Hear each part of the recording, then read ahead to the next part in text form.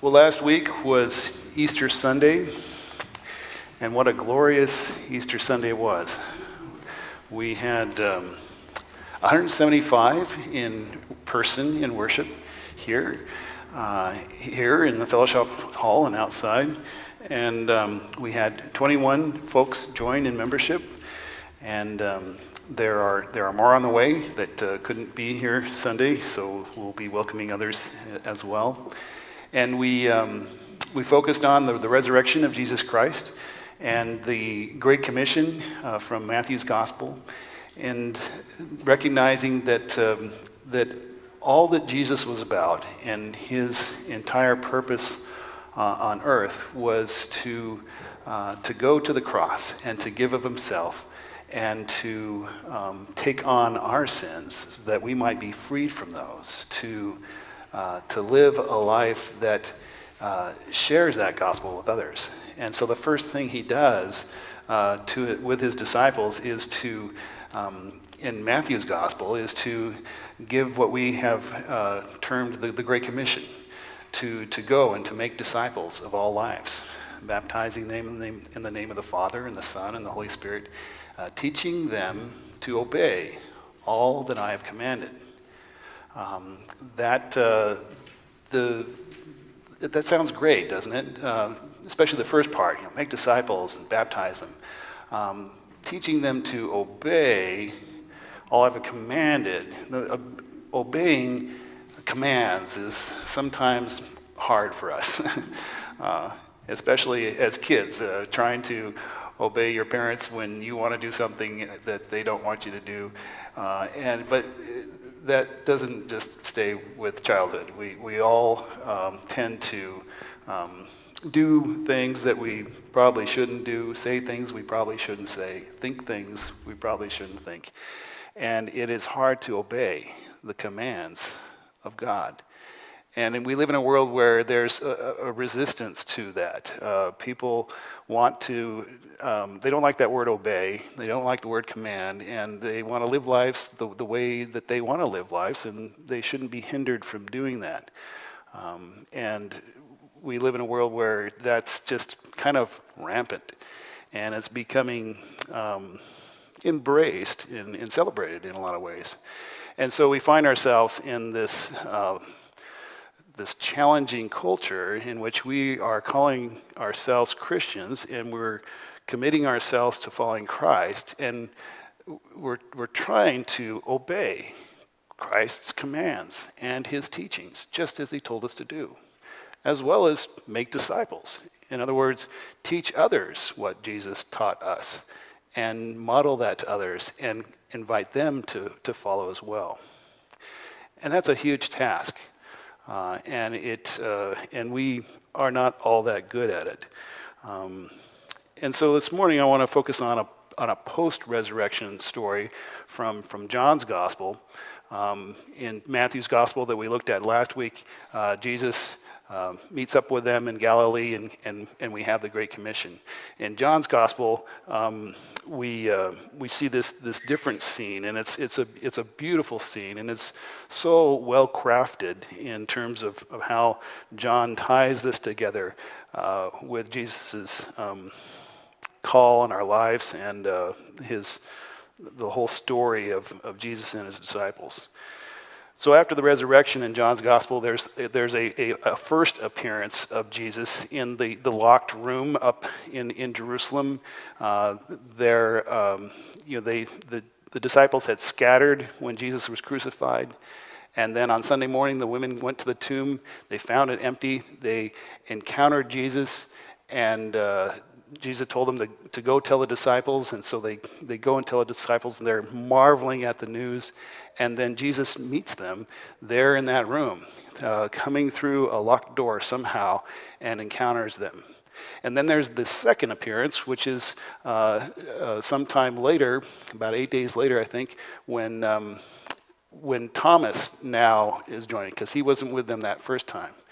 And when they had told Thomas about this, he was like, okay, unless I see him and put my finger in his wounds, I won't believe. And so Jesus appears again when Thomas is with them, and and offers Thomas the same thing that the other disciples got to see, and Thomas saw and believed and said, "My Lord and my God."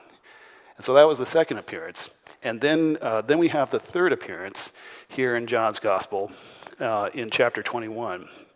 And so we're going to work our way through this chapter and learn from the lessons that John is sharing with us. So John chapter 21. After that gathering and after that time, Jesus revealed himself again to the disciples by the Sea of Tiberias. And he revealed himself in this way. Simon Peter, Thomas, called the twin, Nathanael of Cana in Galilee, the sons of Zebedee, that'd be James and John, and two other disciples were together. Simon Peter said to them, "I'm going fishing." He said to him, "We will go with you." They went out and got in the boat, but that night they caught nothing. Okay, I want to pause there. They're no longer in Jerusalem. And so they've had this whole experience of this life with Jesus for 3 years, and then the traumatic torture and death on the cross, and then the dramatic news on Sunday morning that he'd been risen, and then they see him, and then he comes back again when Thomas is there, and so they've had this experience. This was all in Jerusalem. But now we're in Galilee. It doesn't really say the timing of this gathering.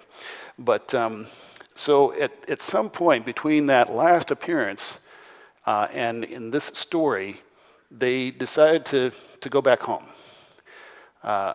And you kind of wonder what was going on in their minds. I guess they figured, well, we don't live in Jerusalem. This is not really our home, and we don't know what to do. So let's just go back home. Go back to the Sea of Galilee. It's called the Sea of Tiberias, but it's known also as the Sea of Galilee. And so they decided to go back home, back to their old life, back to what they're familiar with. Go back to fishing. That's something that they were familiar with. And you kind of wonder, well, how can you go back to business as usual after such a traumatic and dramatic and miraculous experience? And yet they were still kind of lost, not knowing what to do with all this information. And so you kind of go back to your default, what you're familiar with. So they go back to their home, back to business as usual. When we all go through something traumatic, it tends to make some kind of difference in our lives. And for some more than others. But I think for the most part, we all tend to kind of go back to business as usual, back to the familiar. I remember when, there was 9/11 in 2001, the destruction of the Twin Towers and all that trauma that happened, and all the news and everything we were all caught up in that. And people were actually returning to church that hadn't been to church for a long time. They were seeking out pastors. There was a number of pastors that went to the scene, and I've heard stories about pastors that typically don't wear clergy collars. They put on clergy collars, and so that they could be recognized. And people would come to them in droves. Today, it's business as usual. I don't think the numbers have increased or remained high back in church, but probably decreased since then. We all kind of were traumatized by it and said, this is going to make some changes. And perhaps there has been changes since then. But now we've been through this pandemic, and it's been over a year now. And we've talked about how this has perhaps given us an opportunity to kind of push the reset button, as mentioned before, of kind of coming back to our priorities of what's important. Spending more time with our families, and that's been a blessing. There's been some silver lining in this where, homes where the family's now all together. They're all doing school online and their jobs online and actually spending more time together. And there's been all kinds of different things where we're kind of reassessing our lives especially when there's a fear of death that's out there. And we know people that have gotten sick and some that have died. And so that kind of stirs us up, and we're kind of rethinking things perhaps, maybe changing some priorities. And yet when this passes, another 5 years down the road, will it be back to business as usual? Do we go back to our same patterns?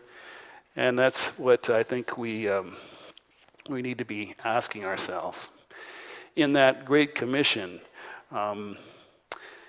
the disciples were given this commission, and we don't know how this plays out in terms of how Matthew tells the story and how John shares his story, but the disciples don't seem to get it.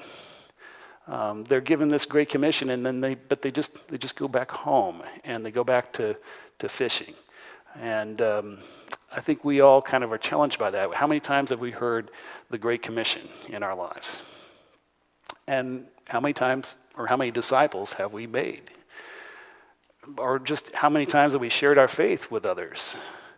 And how many times have we kind of clung to the teachings and obedience to Christ and his commandments and shared that with others? We could probably do better in all of that. And I'm not here to lay on a guilt trip. We are fickle in some ways, and we kind of go back to what we're familiar with, what we're comfortable with, and certainly sharing our faith with others is not comfortable. The whole idea of evangelism is like, okay, that's good for someone else, but that's just not me. And so we're not comfortable with that. And so we're kind of like the disciples in a lot of ways. We kind of go back to what we're familiar with. And in many ways, the disciples probably feel that they failed Jesus, that they scattered at his crucifixion, and they just go back home, and they decide to go fishing. And then they fail at that, the thing that they're good at. They fished all night, but they caught nothing. And so perhaps they feel as extra failures at this point. And then the story continues in verse 4. Just as day was breaking, Jesus stood on the beach, yet the disciples did not know that it was Jesus. Jesus said to them, "Children, have you any fish?" They answered him, "No." I think it was a really emphatic no. He said to them, "Cast your net on the right side of the boat, and you'll find some." So they cast it, and now they were not able to haul it in for the quantity of fish. The disciple whom Jesus loved said to Peter, "It is the Lord." When Simon Peter heard that it was the Lord, he put on his clothes, for he had stripped for work, and sprang into the sea. But the other disciples came into the boat, dragging the net full of fish, for they were not far from the land, about 100 yards off. Does this sound familiar? Didn't this happen before? And I think John, in telling this story, and I'm sure it played out this way, and I think Jesus kind of intended it this way. God is orchestrating everything, but we have a similar story back when Jesus was first calling his disciples. And he told them, "Cast your net on that side of the boat," and they cast it, and they caught this quantity of fish that they couldn't even hold. It filled 2 boats, and he said, and Peter dropped to his knees and said, "Leave me, I'm a sinful man." And Jesus said, "You will now be fishers of men." He called Simon and James and John, the sons of Zebedee, and called them to follow him and to become fishers of men. And now, fast forward, 3 years later, after all these events that had happened, after they feel a sense of failure, again they fished all night and failed. They didn't catch a thing, and the same scene happens again. Jesus says, "Cast your net on the other side." And they have this whole load of fish. And then they recognize that it's Jesus. And so Peter, being the spontaneous one, jumps in and swims to shore, leaving the other guys all the work to haul in the fish. And so there's I think that was very intentional. There's the calling at the very beginning when Jesus called them to follow him. And now at the very end, when they have gone back from that whole journey with Jesus, that whole life where they saw all these miracles and this magnificent teaching and all this incredible experience with him, and then he was killed, but then he rose. But what do we do with that? Let's just go back home. And now we feel like we failed him. And now he calls them again. And he says, he has some strong words actually to talk to Peter about.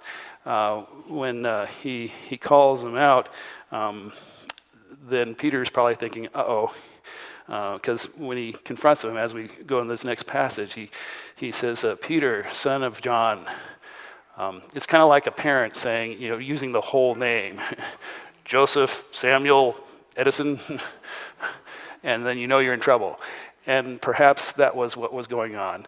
I think I've told the story about when I was in junior high and in the PE class when there was that sprinkler box and they were trying to kick it to make it go off, and they couldn't quite reach it. It was inside this cage. And so they said, Carpenter, you got long legs. You try it. And so, of course, what am I to do? So I stick my leg in there, I kick that thing, and it wobbles, and everybody looks, nothing happens. Kick it again, and nothing happens. Then I wail it on it, kick it, nearly knocks it over, and then sprinklers start coming on everywhere. And we see the girls in the football field screaming because they're getting wet with sprinklers. And then after a while, the vice principal comes, and he comes right to me. And I'm like, how do you know it was me? It's like, and he puts his arm around me and says, here, let's go for a walk. And we walk all the way across campus to the office. Sprinklers are popping up everywhere, and I was in trouble. And I think that may be what Peter was thinking. Uh-oh, I'm in trouble. I have failed my Lord. I denied him 3 times in the courtyard. And then I saw him at that time, and he saw me just after that, and I broke down and wept. I'm a failure. And here we've just kind of given up. We've gone back home, and now I've just told everybody else I'm going fishing, and now they're following me. They're following my failures, and here Jesus is calling my name, Simon, son of John, and I'm just like, I am not worthy to be your disciple. And so let's hear that story, starting with verse 9. When they got out on the land, they saw a charcoal fire there with fish lying on it and bread. And Jesus said to them, bring some of the fish that you have just caught.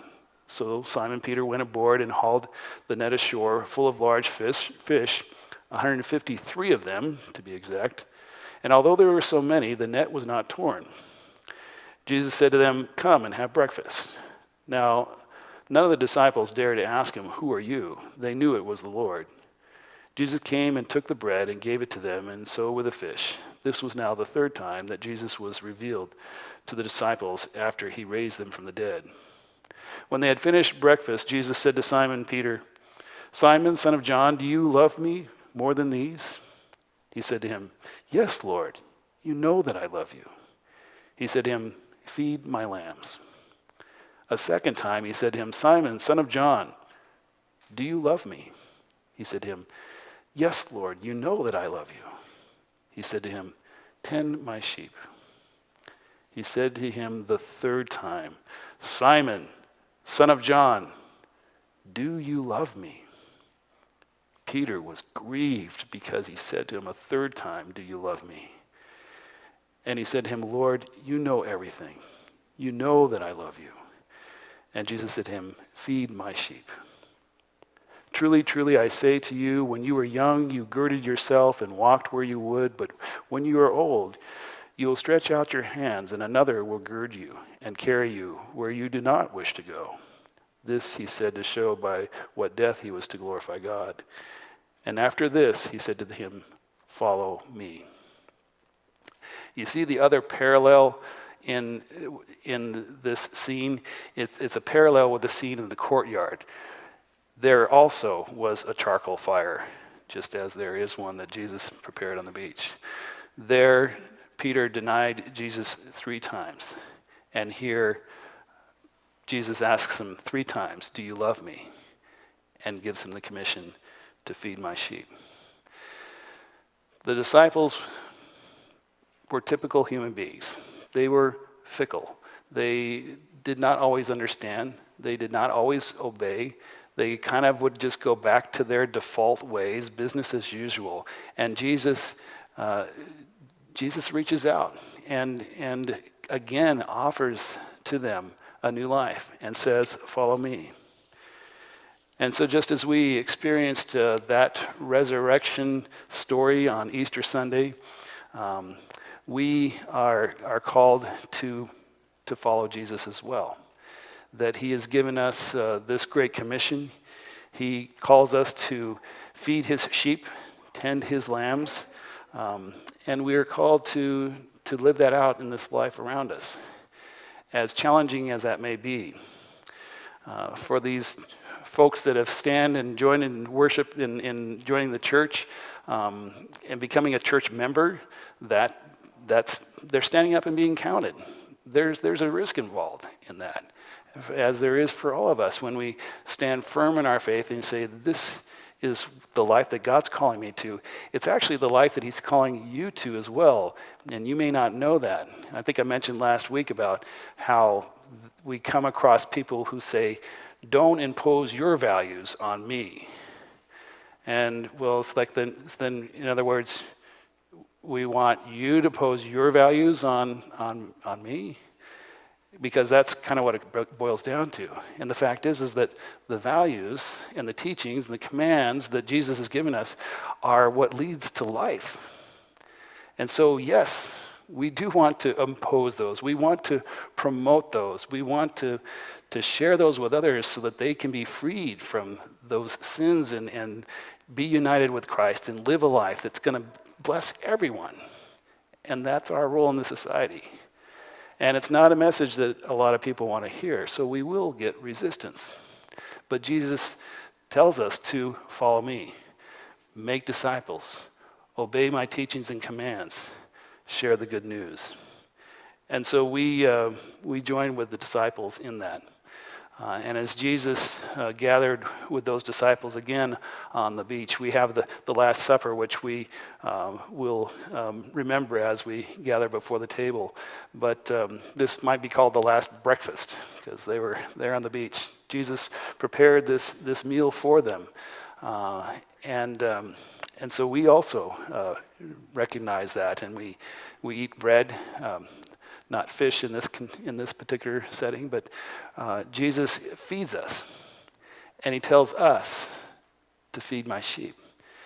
And so we are to respond, to step out of our comfort zone, to not just go back to business as usual, but to follow Christ and to share his good news with others.